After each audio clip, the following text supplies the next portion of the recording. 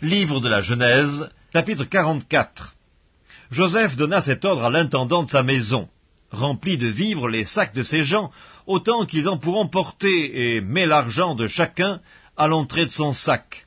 Tu mettras aussi ma coupe, la coupe d'argent, à l'entrée du sac du plus jeune, avec l'argent de son blé. L'intendant fit ce que Joseph lui avait ordonné. Le matin, dès qu'il fit jour, on renvoya ces gens avec leurs ânes. Ils étaient sortis de la ville et ils n'en étaient guère éloignés, lorsque Joseph dit à son intendant, « Lève-toi, poursuis ces gens, et quand tu les auras atteints, tu leur diras, « Pourquoi avez-vous rendu le mal pour le bien? N'avez-vous pas la coupe dans laquelle boit mon Seigneur et dont il se sert pour deviner?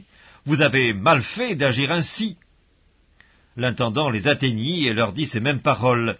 Ils lui répondirent, « Pourquoi mon Seigneur parle-t-il de la sorte? Dieu préserve tes serviteurs d'avoir commis une telle action. Voici, nous t'avons rapporté du pays de Canaan l'argent que nous avons trouvé à l'entrée de nos sacs. Comment aurions-nous dérobé de l'argent ou de l'or dans la maison de ton Seigneur? Que celui de tes serviteurs sur qui se trouvera la coupe meure, et que nous soyons nous-mêmes esclaves de mon Seigneur. » Il dit, « Qu'il en soit donc selon vos paroles. Celui sur qui se trouvera la coupe sera mon esclave, et vous serez innocents. » Aussitôt, chacun descendit son sac à terre, et chacun ouvrit son sac.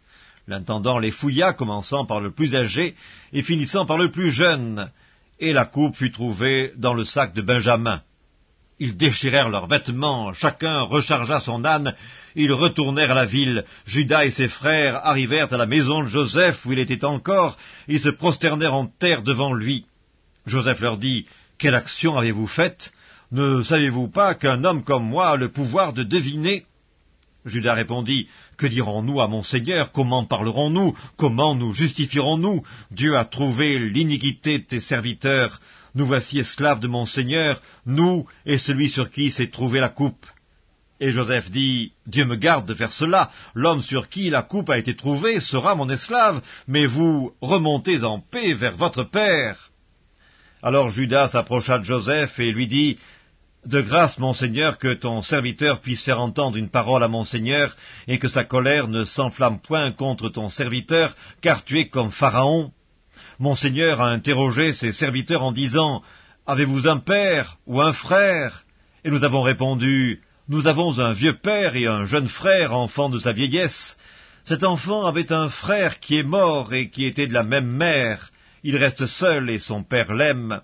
Tu as dit à tes serviteurs, « Faites-le descendre vers moi et que je le voie de mes propres yeux. » Nous avons répondu à mon Seigneur, « L'enfant ne peut pas quitter son père. S'il le quitte, son père mourra. » Tu as dit à tes serviteurs, « Si votre jeune frère ne descend pas avec vous, vous ne reverrez pas ma face. » Lorsque nous sommes remontés auprès de ton serviteur, mon père, nous lui avons rapporté les paroles de mon Seigneur.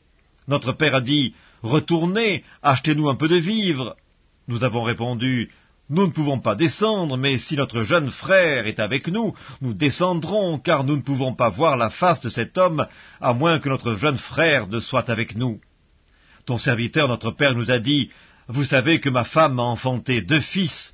L'un étant sorti de chez moi, je pense qu'il a été sans doute déchiré, car je ne l'ai pas revu jusqu'à présent. Si vous me prenez encore celui-ci et qu'il lui arrive un malheur, vous ferez descendre mes cheveux blancs avec douleur dans le séjour des morts.